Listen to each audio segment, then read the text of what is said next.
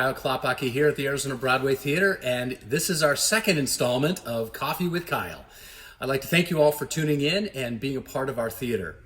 For those of you who have not experienced any of the programming here at the theater so far, you still have a chance to check out the rest of the run of Walkin' the Line, a tribute to the music of Johnny Cash, starring the incomparable Scott Moreau.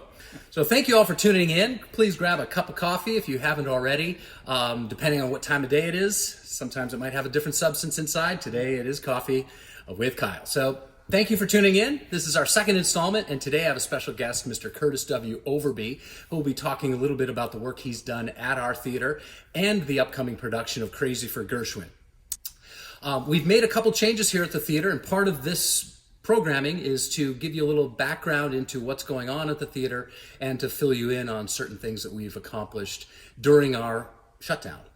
We're approaching 50 weeks now since we shut down our production of Chicago right here on the main stage. You can still see the set behind me right now. And we're going to leave it on our stage until we can resume that production, hopefully sometime as early as this fall of 2021. But until then, we have a lineup of great productions that we're utilizing both of our spaces here at the theater, both here at the main stage and in the encore room, to make sure that we can provide the proper physical distancing as well as maintain all of the safety and sanitation protocols for everyone who participates. But first of all, I want to thank you all for tuning in. I want to thank you for your support, your emails, your letters, and all of your correspondence, and of course your financial contributions that have really allowed us to keep our lights on here at the theater. This extended shutdown has caused a lot of challenges here to keep theater arts alive in our community, and it is your sources of support that have really been the fuel for all of us to keep working really hard moving forward.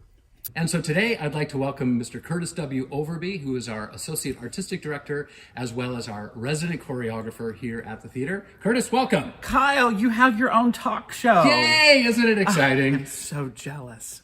Coffee with Kiel. How's it going? Well, it's going really well. As you can see, I have my little bobblehead. He's my favorite little guy. Look at that. Yeah, he's very important. He was the inspiration for our program that we have, Coffee with Kiel. Yeah. I'd like to, of course, do a shout out to Liz Fallon and Ethan Hoover on the other side of these cameras, because they're the ones who are putting all this together, connecting with all of you on social media and, of course, on our website. So please stay connected to everything we have going on. Wow. Yeah, that's it. I'm done talking. You're done. How are you? I'm good. I'm doing really well. Yeah. So, Kurtis. Yes. I've known you a little while. You have. We've known each other actually since we started the theater, and you were involved in our very first production. It was. How on earth are we still keeping you here?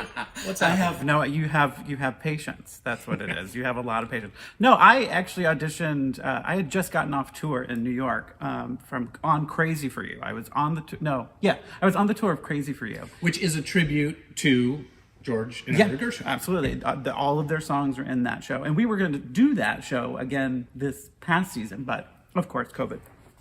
But anyway, I had just got off the tour and I came in to audition for this very new theater called Arizona Broadway Theater.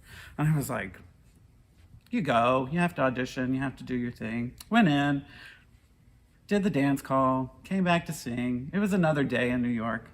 And you guys were so gracious and so wonderful. And it's really a testament to the fact that you and Cass both founded it based on being performers. So you get it, like you got the whole deal of people coming in and making them feel comfortable. Anyway, moving forward, I went home, had a cheeseburger because I thought it's over, and you went to your next job, right? And then I got the call, and it was like, hey, we would love for you to come out and be a part of Anything Goes, which was the first show in our new building, state-of-the-art building. And we got here and the building wasn't done. I didn't care. I was like, I'm working. I get to put my tap shoes on every day, 8 times a week, and do a show. And so we opened Anything Goes. Anything went in the tent. Yeah. It was great. So I recall to a lot of the staff and artists that were there at the time how much of a pain in the butt it was to have to do a show in a tent, in a parking lot, and figure out how to keep theater alive when the building wasn't ready. But every single one that was involved in that production at the time, I think harkens back to it, including our patrons. Many of you out there that were there at the tent, you speak so fondly of the experience that you had because you were here when we started. And I'm almost looking at right now being another period of time when everybody that will continue with the theater is going to have such a great point of pride to say, you know what, I stuck with you then and I'm still with you. Totally. That means a lot. 100%. 100%. And luckily, I came back on and off during those years after Anything Goes. And Cass called me one day and said, hey, I have a crazy idea. Would you like to be the choreographer for the shows here at the theater? And I was like, oh. At that time, I was like, it's over. My career's done. I'm going to go and teach dance, which we'll get to a little bit later. But, I was going to teach because that's really important to me. And I said, sure. Sure. Why not? I was like, are you kidding me? Like, this is really crazy, but okay, sure. And so I got out here full time in 2008 as a little, guy who was just choreographing every show and having a blast. And then it became going to, New York for auditions, and then the responsibilities started stepping up, and then I became really a part of what you and Cass have been trying to make happen for 15, 16 years at this point. And I got to know the inner workings of everything. And it's been really awesome. A lot of headaches, a lot of tears, a lot of pulling the non-existent hair out. But definitely being a part of this has been incredible, I have to say. Well, I think it was one of the first productions when you assumed the responsibility of resident choreographer and associate artistic director. I think, and we all worked together, both for you as in the production, and Cassandra and I directed, which was Cabaret. Yeah, Cabaret was that show. I got here on I remember August 31st. You and I started having conversations about the show because there's a lot of German that the MC, who I played in Cabaret, has to speak. And I was like, oh, here we go. Really? German? Okay. And I was like, but he knows German really well. They lived over there. That's really good. And so I was like, okay. And so we had those conversations. We did all of that. And of course, year after year, we just kept raising the standards and doing what we do best, I think.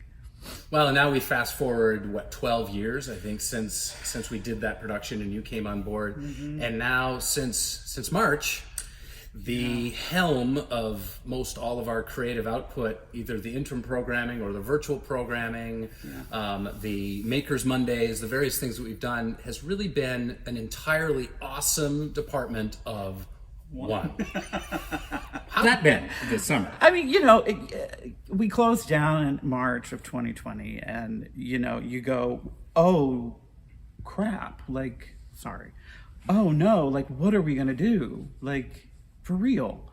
And so after conversations with you and Cass, and we were just throwing things at the wall to just keep people knowing that we're still here and that we're not going anywhere. We're gonna do everything that we possibly can to make sure that doesn't happen, because we're important to the community. We feel that we have value and we bring something to the community, which is amazing.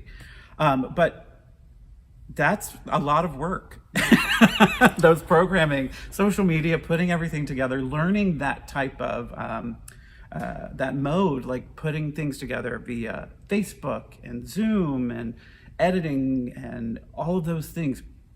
That was very new because we're used to putting people on that and just saying go right and left, not stay within the frame, do X, Y, and Z.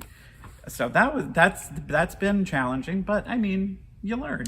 Well, one thing I think we've discovered through all of that sort of programming is that it's allowed us to stay alive as long as it has. Yes. For those of you who don't know, obviously when you shut down a business that's relying on ticket revenue, when that doesn't come in, and that happened on March 15th, we immediately had to do some projections of, how long can we hold our breath before we need some rescue? And it was the programming that we continued and the best communication we possibly could with our patrons when we don't have any staff that can be in the building even.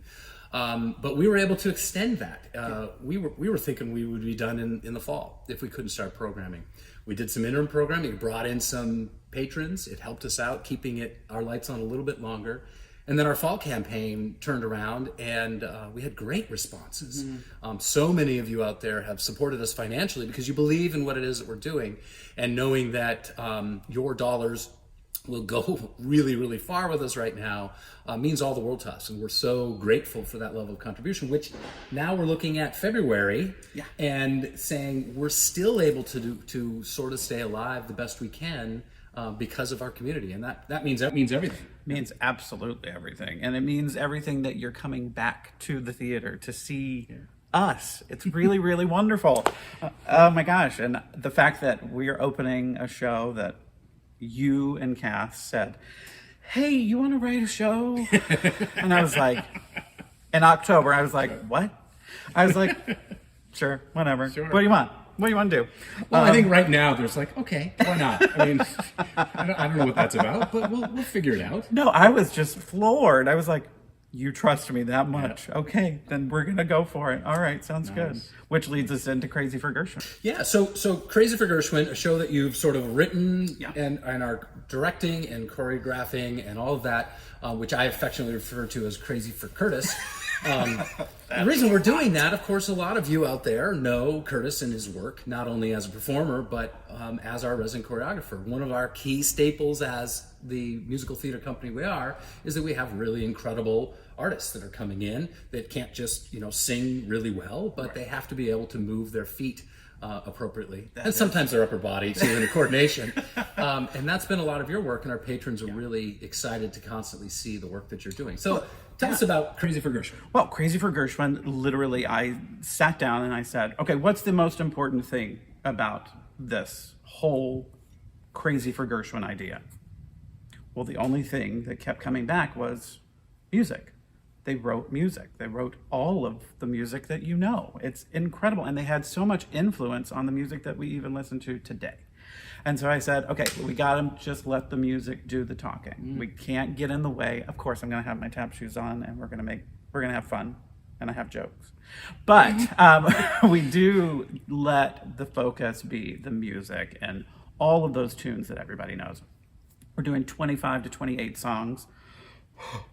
And not just me. I have a wonderful set of people that are going to be doing this with me. But we're doing 25 to 28 songs that everybody knows. It's those really wonderful Gershwin iconic tunes done just a little bit differently. And of course, all the dancing and all of the funny will be all a part of it. So I think for you to create a show, it might feel like you're going out on a limb, but in fact, maybe you aren't, because you have an incredible skill set. For those that don't necessarily know, not only is he a great choreographer, but he's a brilliant musician. And to be a great choreographer, you have to be able to not only count 5, 6, 7, 8, but you have to understand how musical shapes the dance, because dance should be an extension of the story and the music.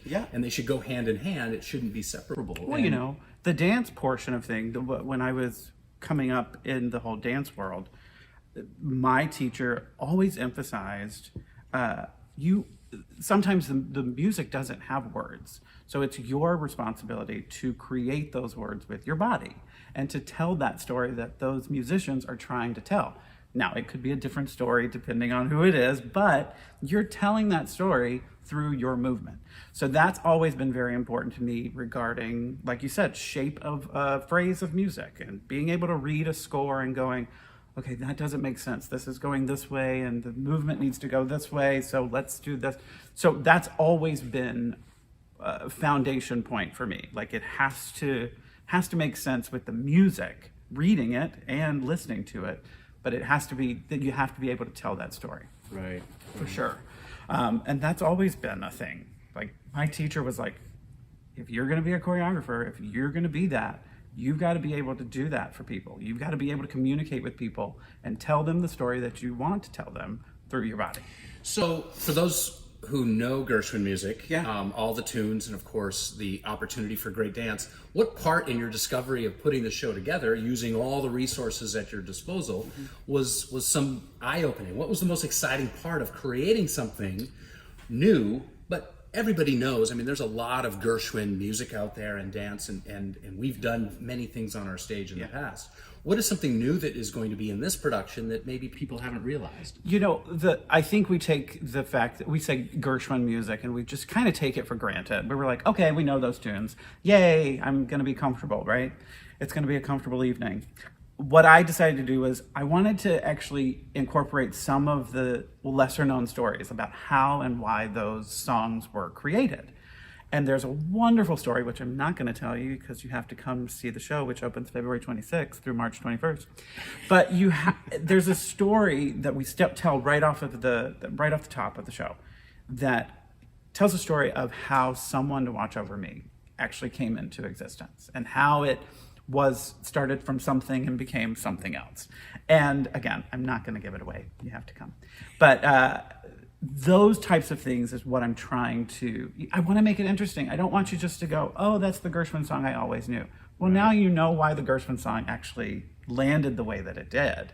So that's kind of where I'm focusing in. Of course, I can't be anything but me, so I'm going to be a clown.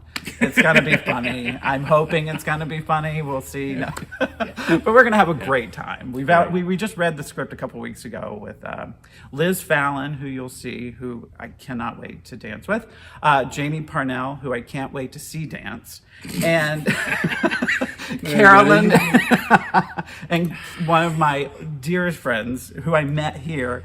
I met all of them here, but I met Carolyn McPhee 12 years ago here. So I'm so excited to have all three of them a part of the show.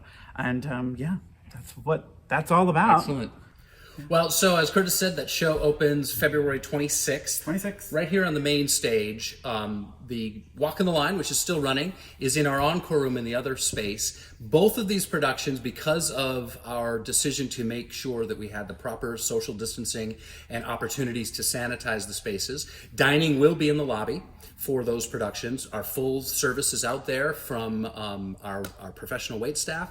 And then when it comes time for the show, you'll be coming into one of our two spaces. For Crazy for Gershwin, it'll be back here on the main stage. And it is a masked requirement when you are in those spaces. So please be prepared to come enjoy the show and recognize a little bit of the hassle right now that we're all having to go through.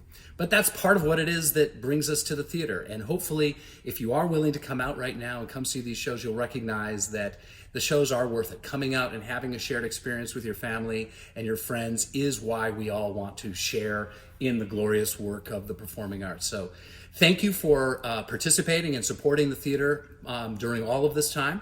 I would encourage you to check out more information on our website through our virtual programming, Tap Along Tuesday, which Kurtis has going on, as well as all the other things on our website. And if you are able and willing to come see shows, recognize it's not as terrible as getting a root canal.